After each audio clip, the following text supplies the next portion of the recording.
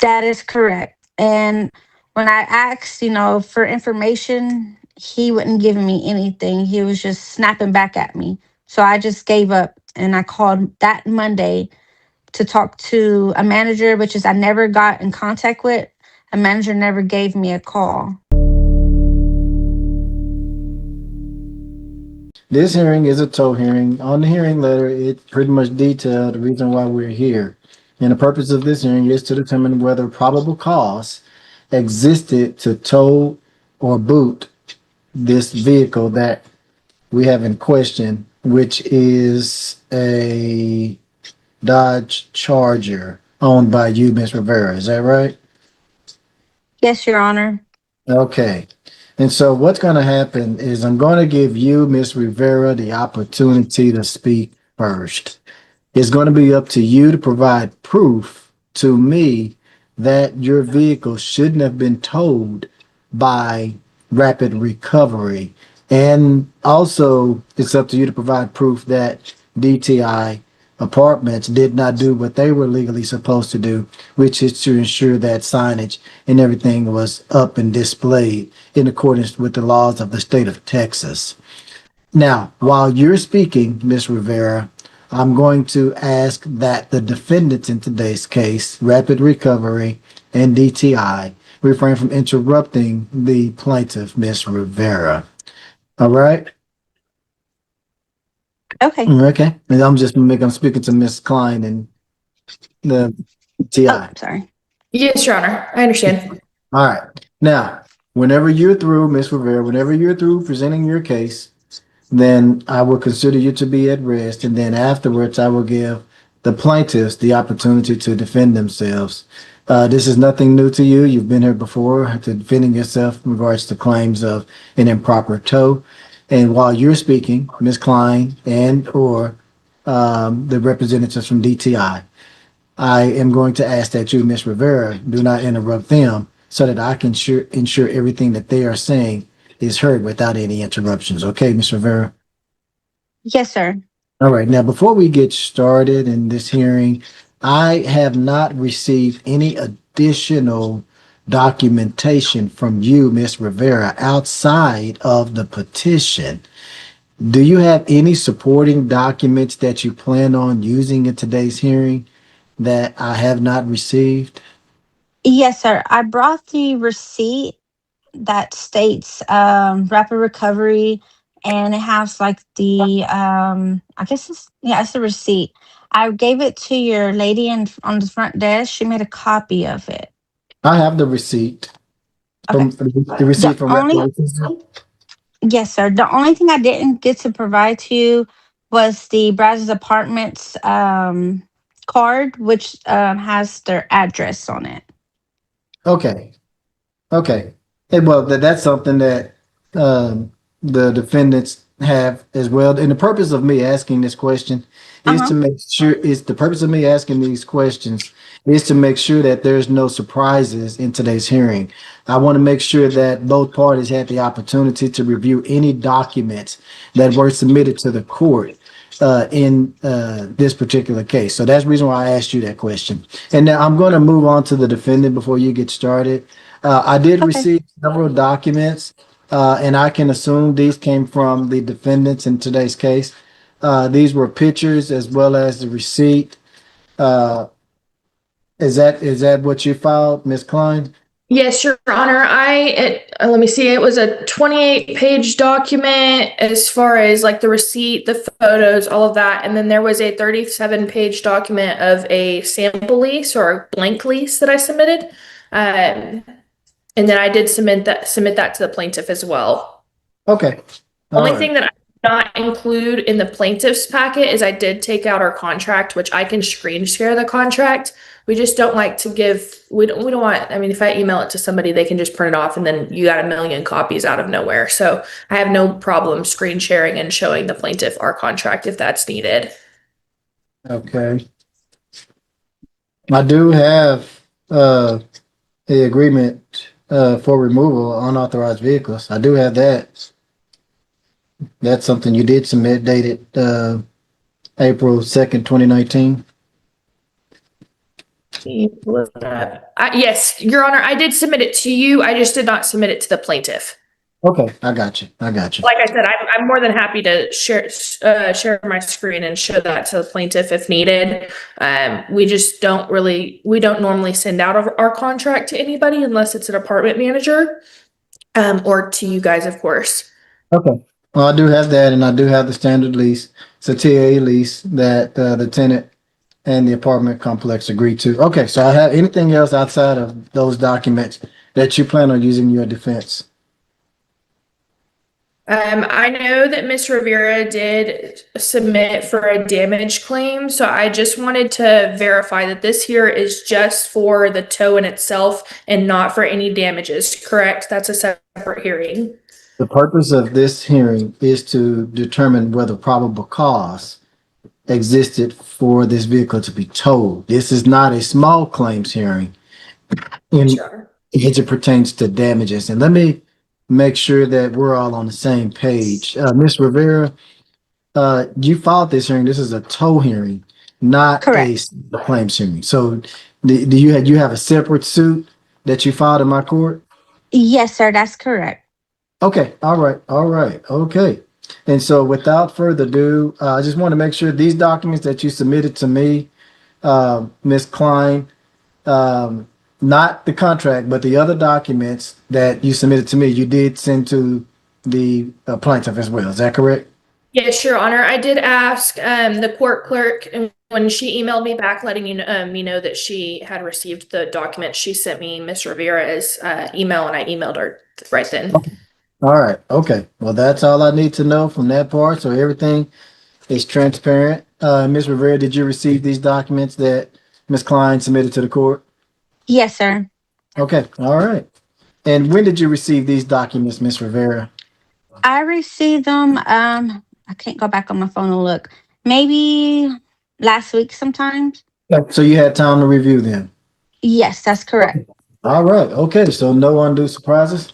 So with that being said, Ms. Rivera, tell me why you feel like your vehicle shouldn't have been towed. Go ahead. So I do understand why it was towed. But my part I don't understand is on this receipt that was given to me from the guy by the name of G, not quite sure who that is. He failed to put his information on here, as far as his name. He just put G. And so another thing was he put that the address is 1600 North MLK. I'm not quite sure what address that is. When I looked it up on my GPS, it popped up an empty parking lot. So I went to the Brazos Park Apartments to verify their address, which is their address is 1800 North Martin Luther King Boulevard. So that was a lot of my concerns of actually what he filled out on my paperwork as far as legal document. So you're looking at the receipt. So you're okay. The receipt does say the address and location where the vehicle was towed. It does say 1600 instead of 1800. That is correct. So it was more confusion on your end. That is right. Yes, sir. Because Where- when I looked up, I'm sorry, go ahead. Okay, it was confusion as to where it was towed from. Correct. But you know that it was towed from 1800 MLK because is that where you reside? That's where, yes, sir. That's correct. Okay. Buckle up, guys. Today we're stepping into a tow hearing where the judge immediately sets the tone. In just seconds, he defines the battlefield, probable cause. This isn't about emotions or inconvenience, it's about legality. The Dodge Charger is identified, the burden of proof is clarified, and the plaintiff is told she must prove the tow was improper. Right away, you can feel the structure of the courtroom. The judge establishes control. No chaos, no interruptions. Just procedure. It's calm, but the stakes are already clear. Someone is about to lose. But you're not disputing why it was towed. That is correct. I'm not disputing why it was towed, but I am disputing to why the locations and him not the guy not giving me his name on the legal documents. On the state of Texas, you're supposed to provide those things. Tell me what statute are you referring to? Have you looked that To up? I looked it up on the internet because I was confused to why the vehicle release by it says just the letter G, and so when I called the place to talk to I forget, I think her name was Marissa. I'm not quite sure what the lady's name was for rapid recovery. She just stated that there was nobody by the name G that worked there. And so I was like, well, I'm just trying to figure out who this person is because I asked the guy that day, like, can I get your name? And he was like, no. And so that was one of my things to who was actually towing my car and where did it actually get picked up from or where did it go? Hmm. So G, Yes, sir. I can understand your concern. Your vehicle was towed. You don't know who towed it, and Correct. there's G that works for Rapid Recovery. So what you're saying Correct. is anybody could have towed the vehicle. Alright, guys, now the paperwork starts stacking up and tension begins to simmer. We I hear looked about it up on the 65 internet pages of because I was documents, confused leases, to invoices, why and even a the vehicle contract release the defense by it refuses to says just directly the letter share. G. And so Transparency when I becomes the theme. called the The place judge to makes sure talk there are no to surprises. I forget, Both I think her sides name was confirm they Marissa. reviewed I'm the not quite sure evidence. what the lady's It name was sounds for rapid procedural, but recovery. this is She strategic just groundwork. stated that Every courtroom battle there is was nobody won by the or name lost in G. preparation. The judge narrows the issue. This is not about damages. Only probable cause matters. The stage is now fully set for confrontation. That That is correct, sir. but that person could not have made. There's a possibility that the person that towed your vehicle wasn't employed by Rapid Recovery. That is correct. And when I asked, for information, he wouldn't give me anything. He was just snapping back at me. So I just gave up and I called that Monday to talk to a manager, which is I never got in contact with. A manager never gave me a call Hmm. just to figure out who their employee by the name G was. So that was one of my main concerns. Like, I don't know who towed my vehicle. I'm not quite sure where they took it or if they even know where they picked it up from. So all of it was just not handled correctly. So when when did you discover your vehicle missing? I discovered it at so I called him, I think it was 11:45 p.m. on the 9th. So he told me that I had to wait until 12:45 a.m., which made it the January 10th is when he can release my vehicle. So I guess I didn't discover it until maybe a couple minutes later when I was getting ready to go. But he told me I had to wait an hour to pick it up, which is I understand. So I waited an hour and then I went to their site to pick my vehicle up. So you said you actually this guy G. Yes, sir. I spoke to G on the phone and I spoke to G in person. So how did you tell me? Okay, so your vehicle was parked. Are you a tenant over here at this apartment complex? No, sir. Okay, you were visiting I was someone. visiting. Okay, you were Yes, visiting sir. someone, and how long were you visiting this friend at the apartment complex before you realized your I car was? was there I was there for about 2 hours. And then when I came outside, that's when I realized my vehicle was gone. But looking at this paperwork, he put time cleared at 11:10 p.m. And so when I called him, it was already like 11:30. And so he stated I had it to wait until 12:45 a.m. to pick my vehicle up. Now this is where things get interesting. The plaintiff doesn't deny the tow entirely, but she zeroes in on technical flaws. The address says 1600 instead of 1800 MLK. The driver only signs as G. No full name. No clarity. She suggests anyone could have taken her vehicle. That's a serious implication. You can hear frustration in her reasoning. She describes confusion, a midnight pickup, and a refusal to provide identification. It's not about parking anymore. It's about trust and accountability. The courtroom tension rises sharply here.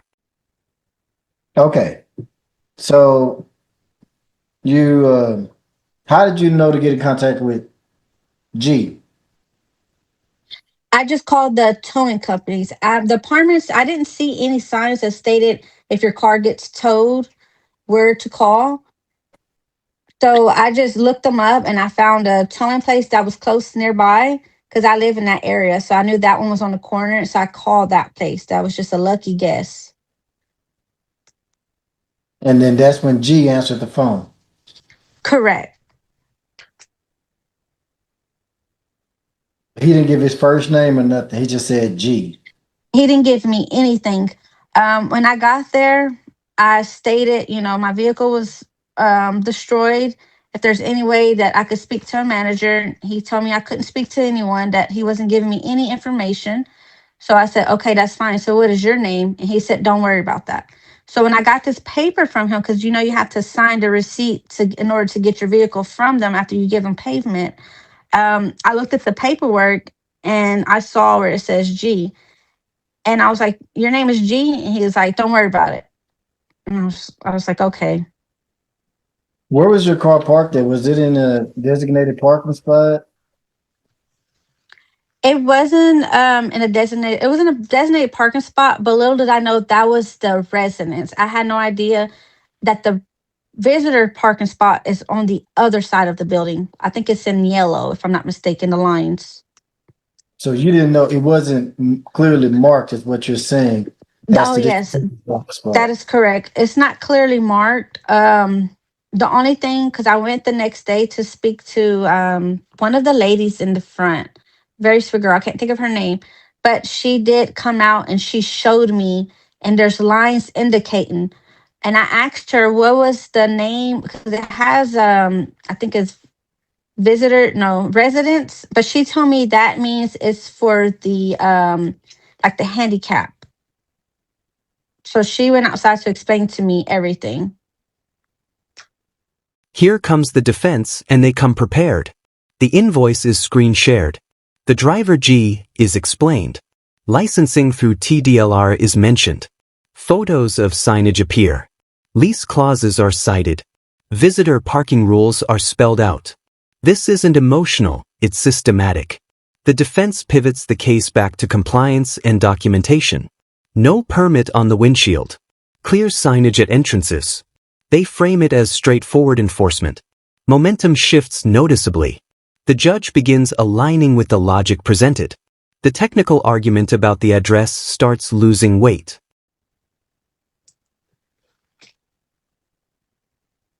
So is this your first time visiting your friend at this apartment complex? Yes, sir. Okay.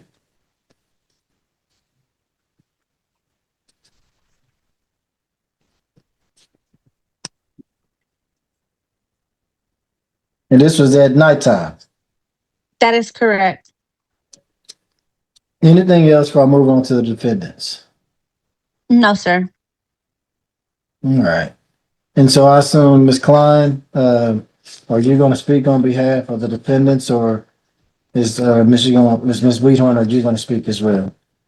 We can both speak. Okay, can- so go ahead. Yes, Your Honor. So I'm gonna screen share.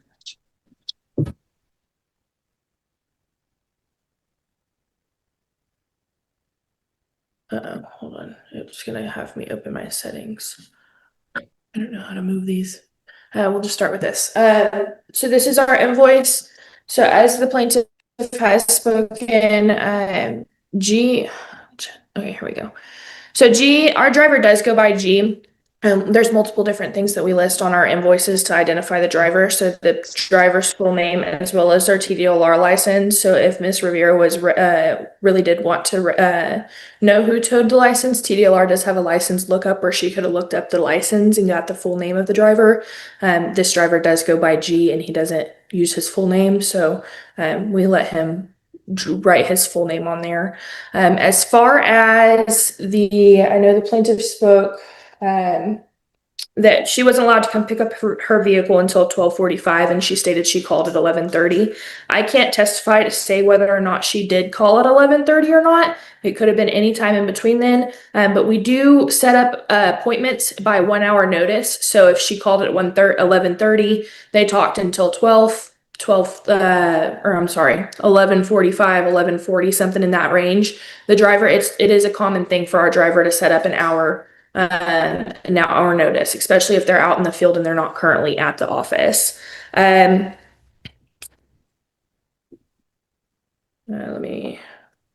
She also stated that she did not know who to call. Our number, we do have signs at the entrance and exits of the property with our phone number on them. So these documents are just showing who we released the vehicle to. We did not release the vehicle to the plaintiff. It was somebody else. They paid cash. Here's pictures of our signs. So you can see that there are signs at the entrance of the property. They're also labeled with our phone number and letting them know that unauthorized vehicles will be towed. So there's another one, and another one. And these are the photos of her vehicle. Yes, Ms. Rivera already admitted that she did not, she understands why she was towed, but just to show why it was towed again. So this property has tangible permits, and in their parking policy, this is in the lease, page 25, it states, visitors must park in visitor parking, which is marked accordingly. Brazos Park does not regulate fire lanes, and so on. So this is something that the tenants would have signed whenever they This final stretch is decisive. The judge dismantles the address typo argument calmly but firmly. He makes it clear, everyone knows where the car was towed from. A minor clerical error doesn't invalidate probable cause. Then comes the turning point, the Houston analogy. He personalizes the lesson. Responsibility falls on the friend who failed to warn her about parking rules. The apartment complex is warned about liability under the law. And just like that, judgment is entered for the defendant. Authority prevails, and the legal standard stands. Sign their lease, because this is part of the lease that was submitted to me as a blank lease. And so it is the tenant's responsibility to let their visitors know they must park in visitor parking. And then if they do park in tenant parking, they do have to have a parking permit as per the parking policy in their lease. And then I just wanted to show you guys the pictures. There is not a parking permit on this vehicle. That's why we towed the vehicle. As far as you can see, there's damage. We get pictures all the way around to try to get as much pictures of damage as possible. And the vehicle was dollied from the rear. So here you can see this was kind of cut off in one of those pictures, but this is not a parking permit. And then up here, you have photos of the rest of the windshield. You can see there's no parking permits in these areas, as well as up here. I believe this is a oil change sticker.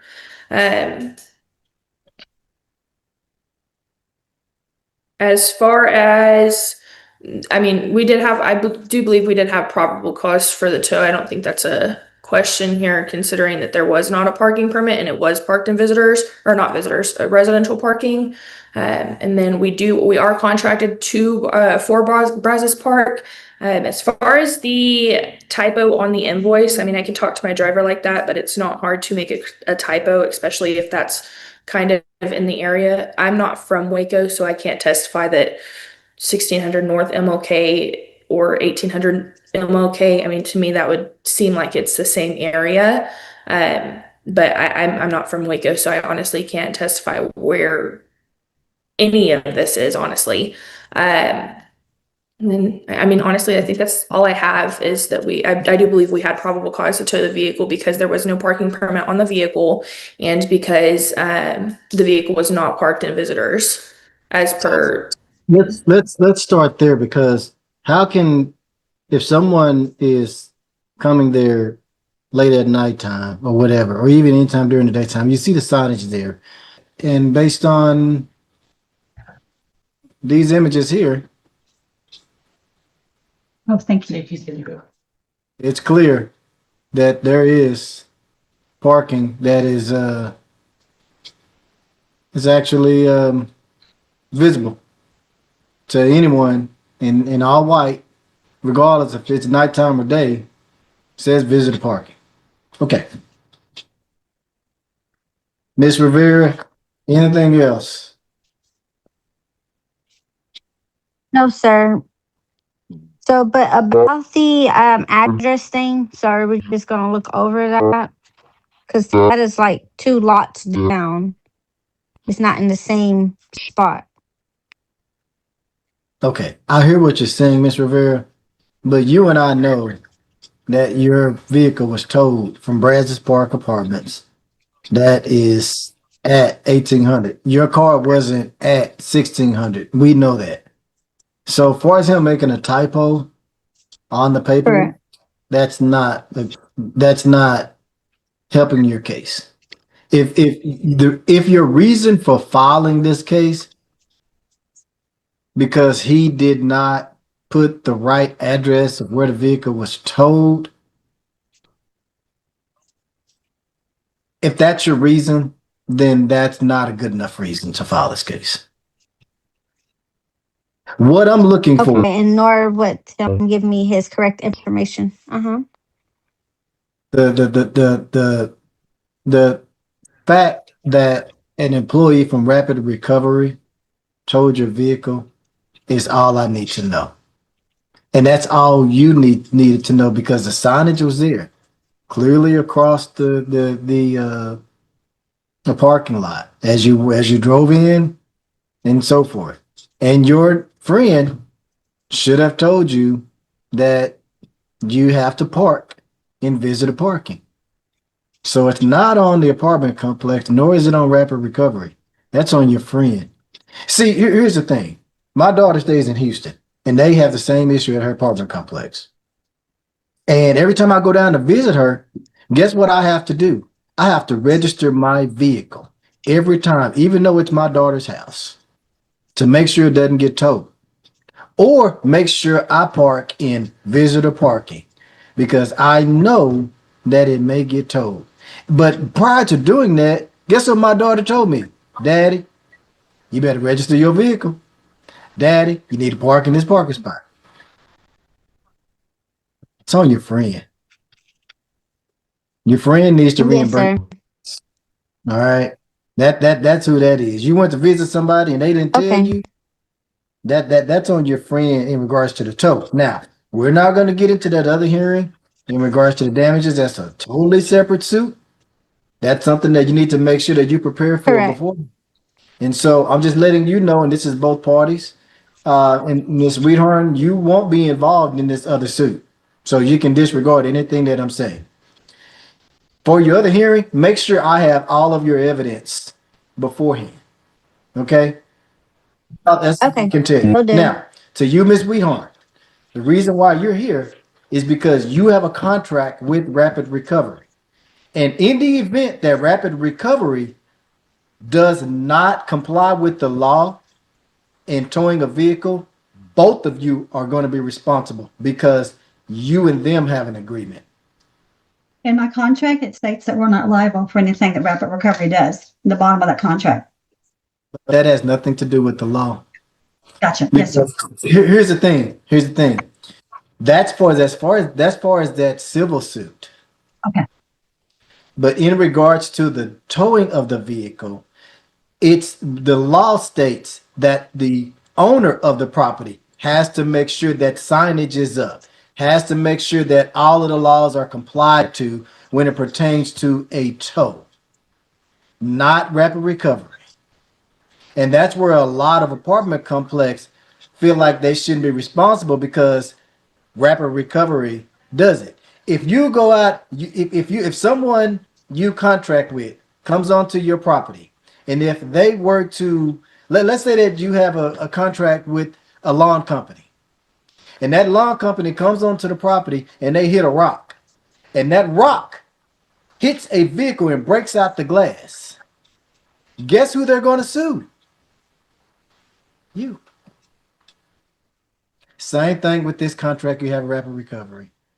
And so if you don't want to be here, you may want to negotiate your contract with rapid recovery and find somewhere else, find another company to take care of the cars that you don't want on your property. That's all I can tell you. All right. Yes, sir. Thank you, sir. Judgment in favor for the defendant in this particular suit. Court adjourned.